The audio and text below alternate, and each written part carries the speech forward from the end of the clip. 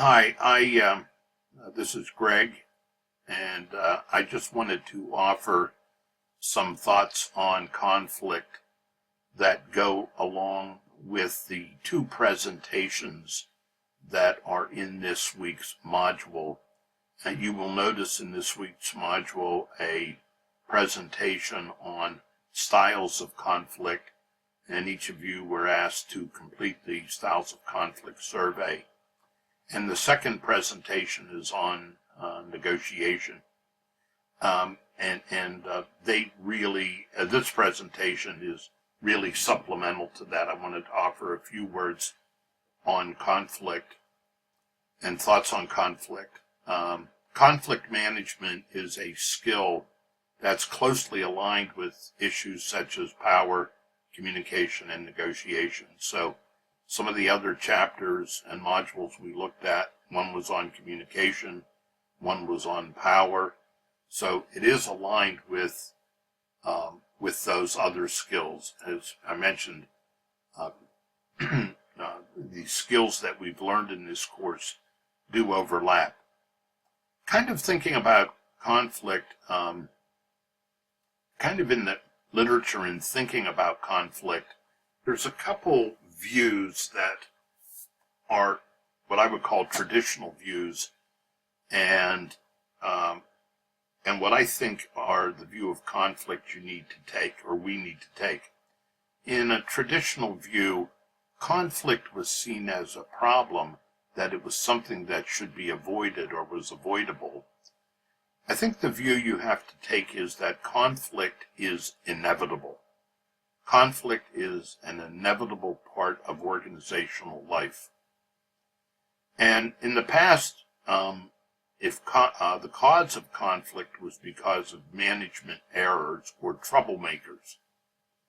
But really, you have to adopt the view that conflict has many causes, and I'm going to go through some of those with you. Another traditional view of conflict was that it was disruptive to organization.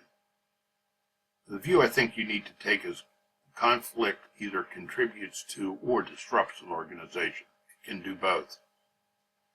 And in a more traditional view, the task of management was to eliminate conflict, and today the task of management is to manage the level of conflict.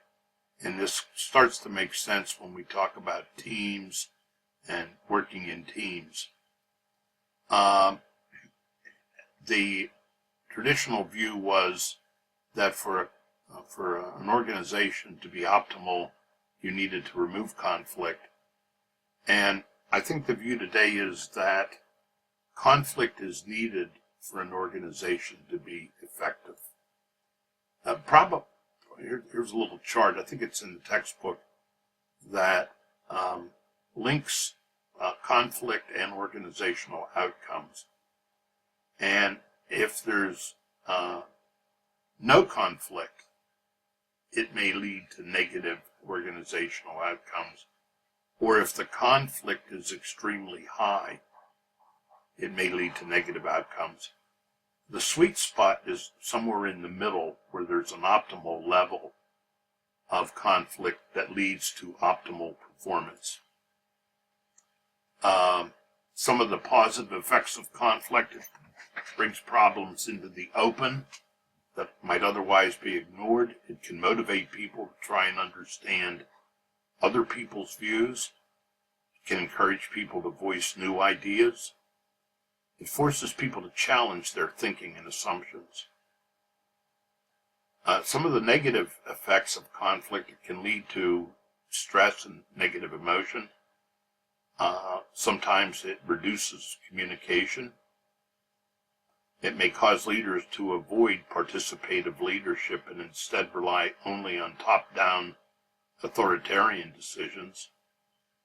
It can result in negative stereotyping and work group divisions, since members of opposing groups tend to emphasize the difference between themselves and the opposition.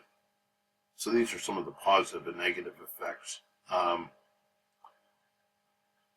It's important when you're faced with conflict is to diagnose the source of the conflict or the focus of the conflict? Is it a people-focused type of conflict?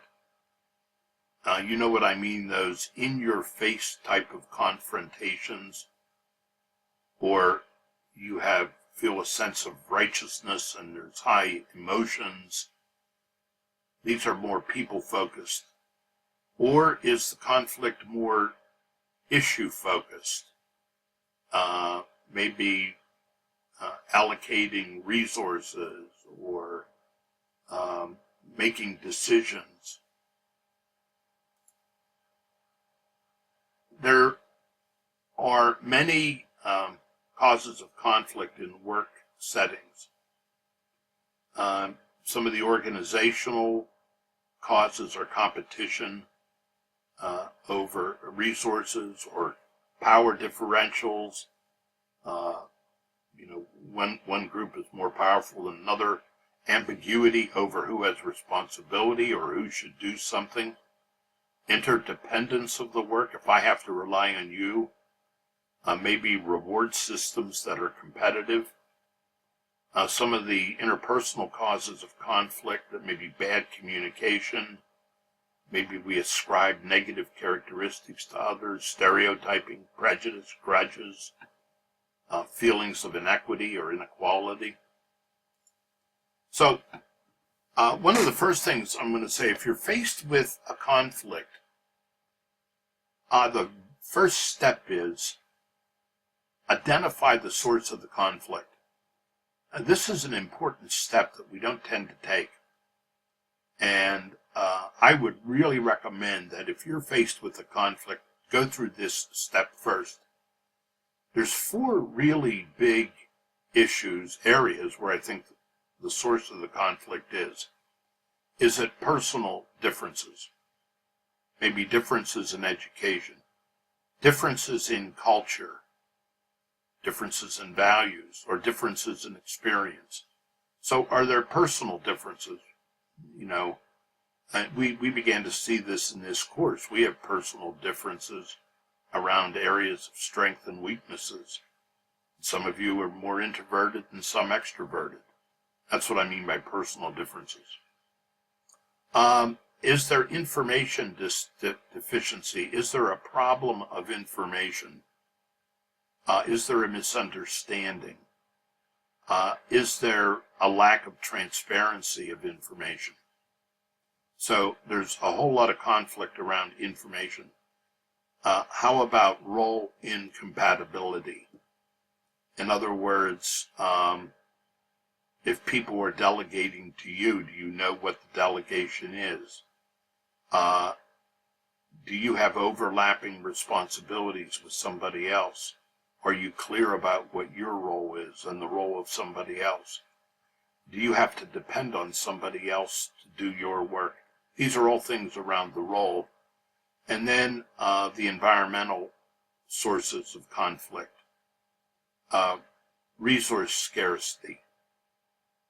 If you don't have enough resources, you don't have enough time. Maybe your organization is going through a great amount of stress. Maybe there's layoffs going on. Maybe your organization is being bought out. These are all environmental kinds of stress. Some others with role incompatibility might be, you might be in the marketing department and someone else in the finance department. You're naturally going to have conflict simply because of the 2 different areas you're in. Because the goals of finance people are very, very different than the goals of marketing people. So I really encourage you to, as a first step in dealing with conflict, identify the sources of it. So again, personal differences between people, generally a result of different backgrounds of people. Information deficiencies tend to be factual and clarifying information, where adding information usually corrects the problem. Role incompatibility, personal differences that members bring to the organization, which are triggered by an organizational catalyst such as interdependent task responsibilities. Environmental induced stress, these are conflicts that are induced from the stress of the organizational environment. So again, take a look at those four, and almost any conflict you deal with will be in one of those areas.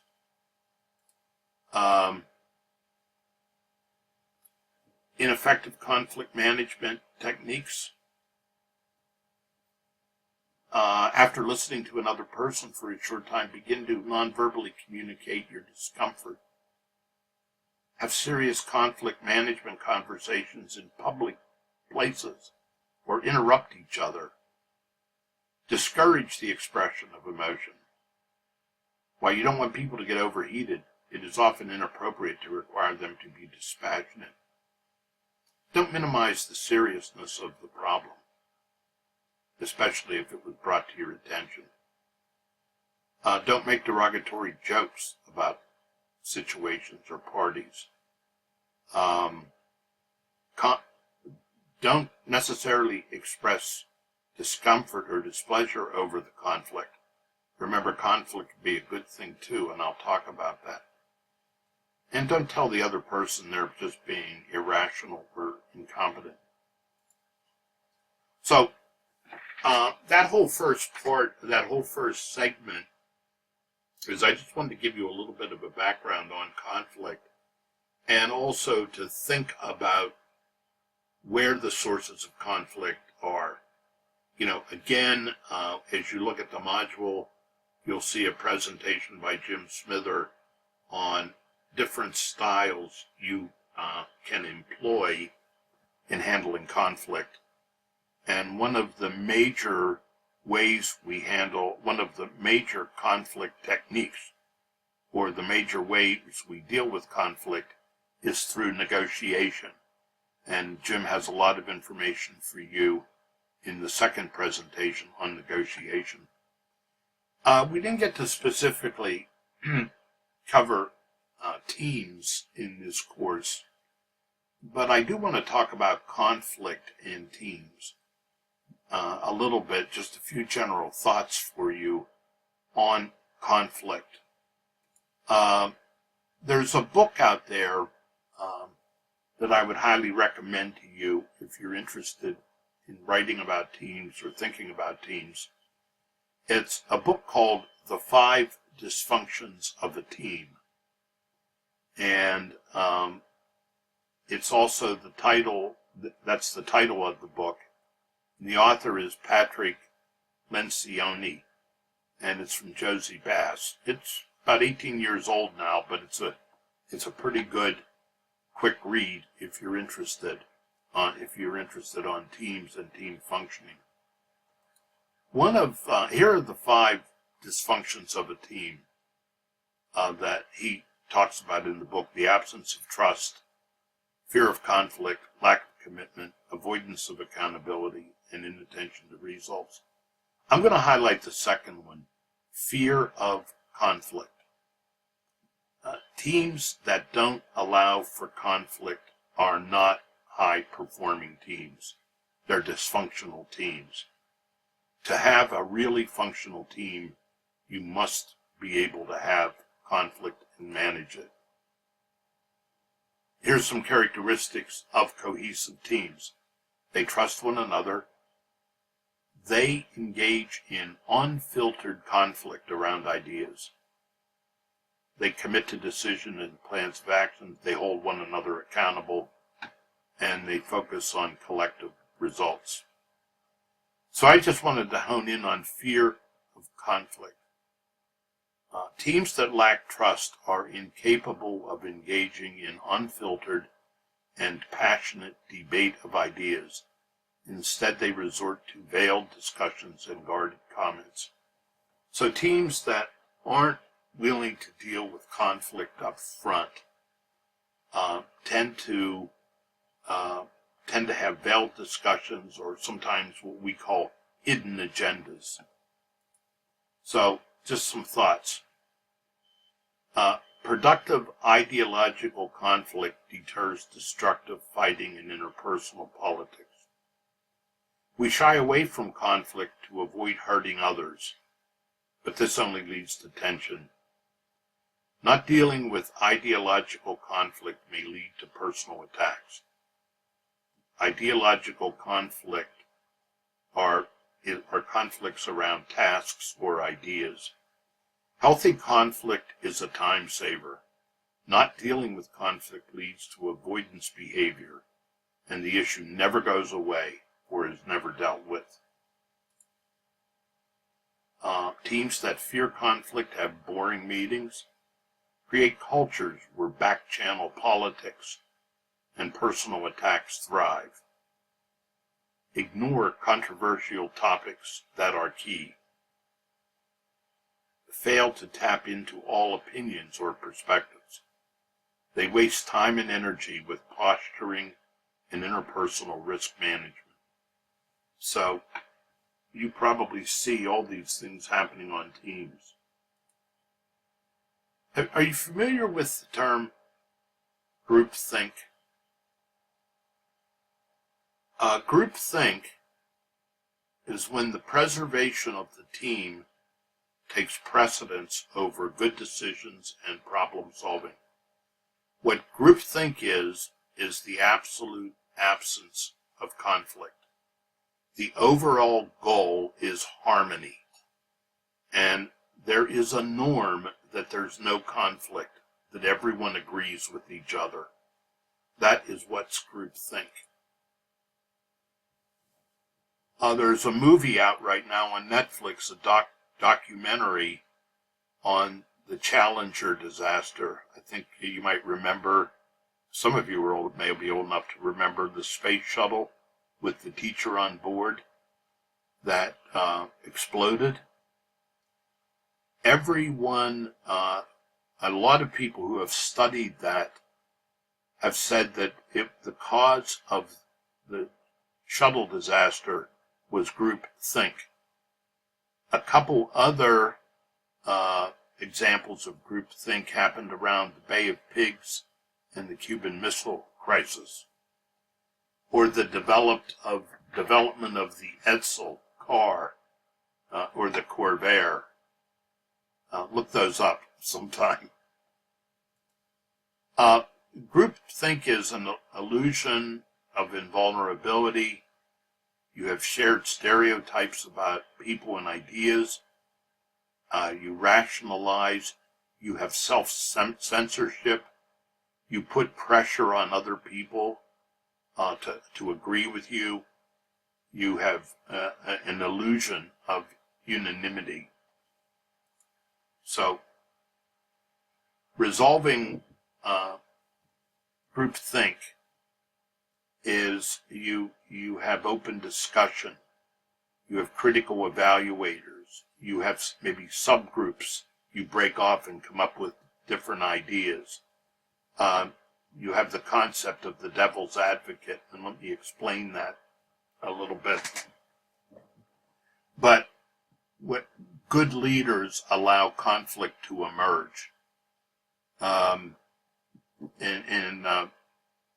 What the concept of the devil's advocate is in a group is it's the person in the group who disagrees maybe with the idea being presented, and they push for opposite positions. They're critical of the idea. There's some famous research that's been done on teams, and what it was teams of executives were put together to make decisions. On half of the teams, there was a person silently put on the team, and they were asked to play the role of devil's advocate. On all the teams, when they evaluated the teams, every team that had a devil's advocate made better decisions than the teams without a devil's advocate. Part 2 of the experiment was this. Each of the teams were asked to get rid of one team member. They had to make a decision. All the teams that had a devil's advocate made the decision to get rid of the devil's advocate. The moral of that story is that the presence of a devil's advocate, the presence of someone who disagreed, who actively disagreed, made for better decisions. The other side of the coin is teams and groups, we are extremely uncomfortable with conflict and try to eliminate it. So we eliminate the devil's advocate. So the important thing I'm trying to get across here is conflict is inevitable. You must have conflict. And if you're a leader of a team, you may need to look for ways to make sure all ideas come up, that people are allowed to disagree. And so, something I would caution you on. Those are just some thoughts on conflict and conflict as it relates to teams. Again, hope this is helpful, and as I said, that what follows this are the two presentations in the module, one on styles of handling conflict and the other one on negotiation.